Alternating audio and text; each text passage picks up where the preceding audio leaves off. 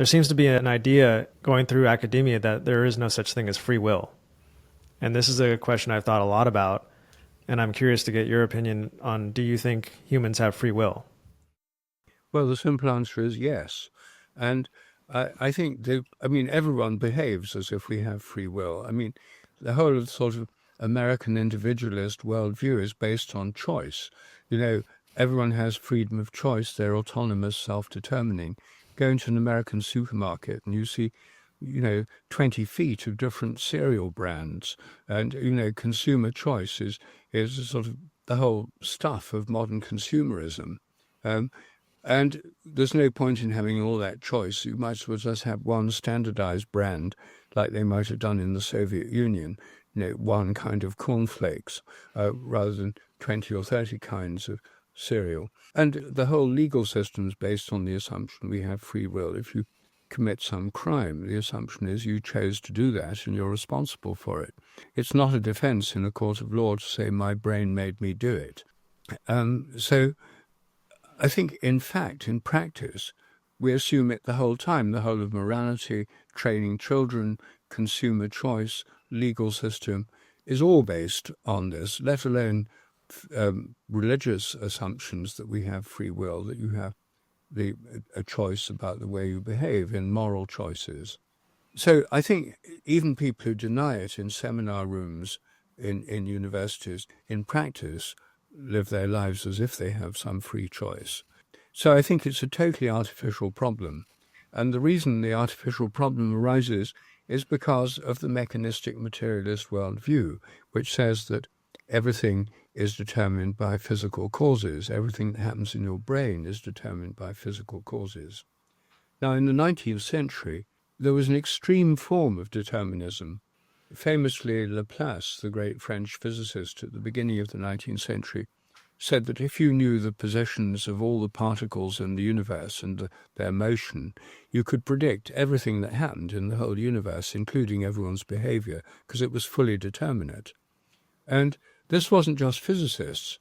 In about 1865, T.H. Huxley, who was so-called Darwin's bulldog, who was a very anti-religious, materialist scientist here in Britain, who propagated the evolutionary theory in a particularly aggressive way, he said that if you knew the position of all the particles and their movement and all the laws of nature in the universe, you'd not only be able to predict where all the stars and physical things were, but the exact flora and fauna of the British Isles in 1867, but that the whole of evolution would have been completely determinate.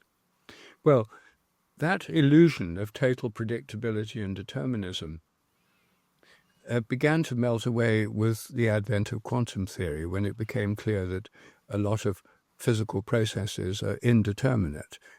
Quantum theory can only predict in terms of probabilities rather than exactly.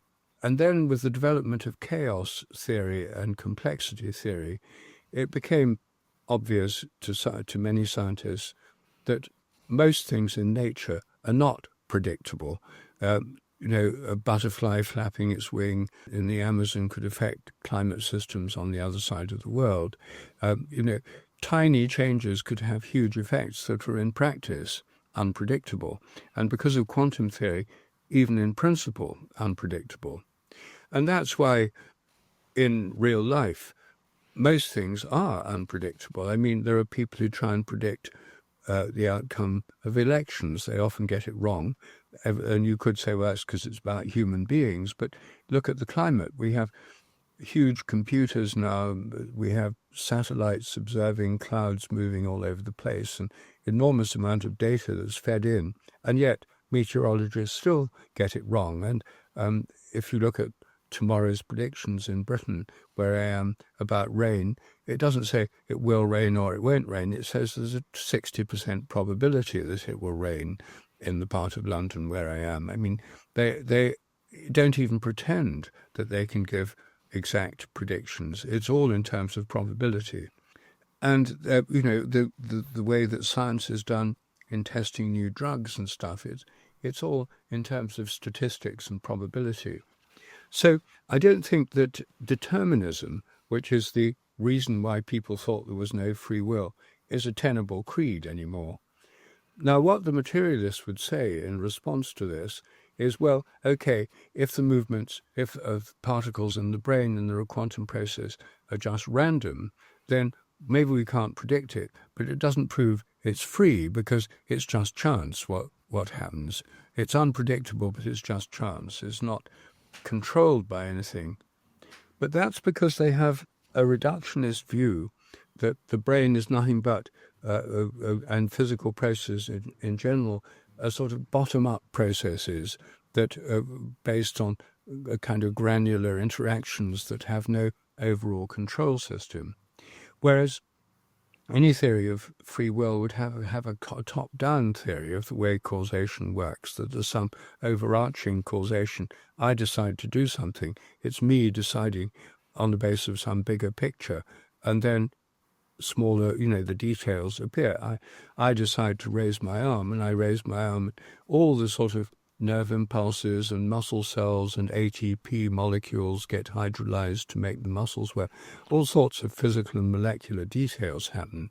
But overarching that is the big picture. I decide to do this.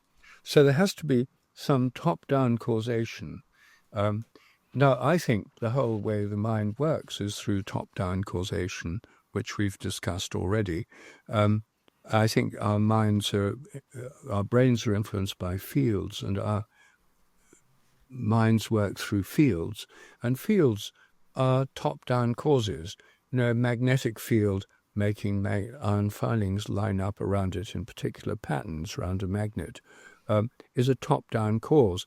The magnetic field isn't just caused by individual iron filings or individual molecules. There's an overall pattern which is shaping their behavior. So I think that free will is about top-down causation. And then, of course, there are arguments have gone on for centuries about free will. People say, well, you don't know, they're maybe not as free as you'd like to think you are, because there's all sorts of unconscious motives from your habits and unconscious motives working through your mind and other constraints on what you can choose and so on. All that's perfectly true.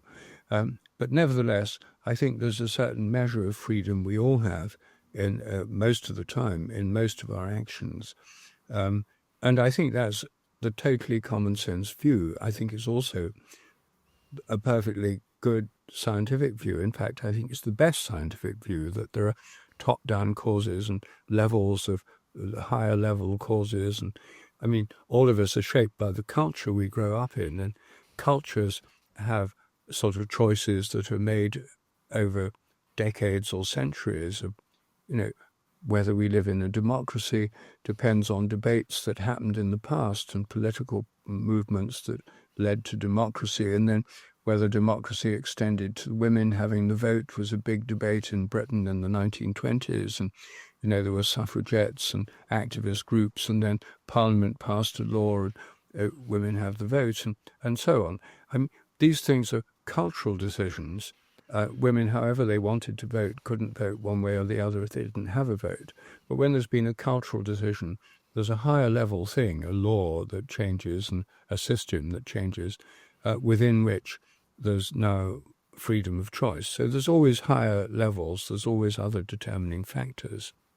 But I think basically the common sense view that we have free will is correct. And I don't think anyone honestly, seriously doubts it deep down. They may pretend to doubt it, and they can make careers arguing it doesn't exist in seminar rooms, and they may have an ideology that says it's impossible. But in real life, I think most people actually take it for granted. Wow, that was beautifully explained. Thank you for that. You helped me just make some sense of some things that, I've been thinking about this question for a long time, and I make it a habit to listen to people that are determinists who say that we don't have free will. And I like to hear their arguments. Their arguments are very logical and well thought out, but the universe is not a logical place. And there's many things that they don't account for. And I love how you just said that free will is this top-down force, whereas determinism is this bottom-up. And that makes perfect sense.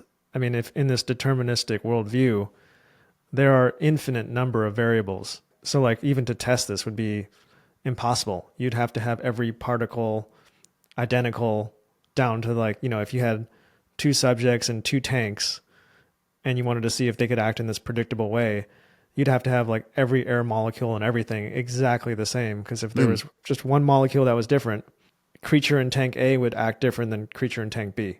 And so I think you just beautifully encapsulated that. This quote from Carl Jung, I think, sums that up perfectly is, I am not what happened to me. I am what I choose to become. So it's both. You are both the product of your environment, but your environment is also a product of you. And to what degree is your choice?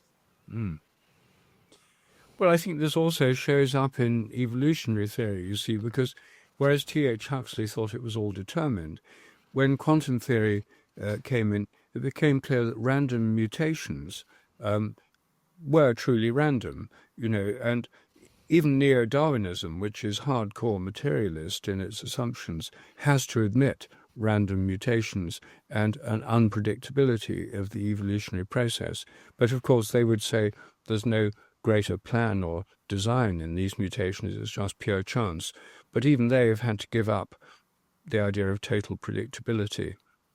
And I think Jung, saying we're obviously influenced by many factors that act on us, but as Jung says, we have a choice in what we become and what we choose to do. And if that wasn't the case, career guidance, the educational system, the entire democratic system of voting, if we had no real choice in elections, what's the point in having a democracy? Our whole social system would fall apart without it. That's why I say, of course it exists, and I think of it as a completely artificial problem that's just generated by a particularly out-of-date kind of scientific dogmatic worldview.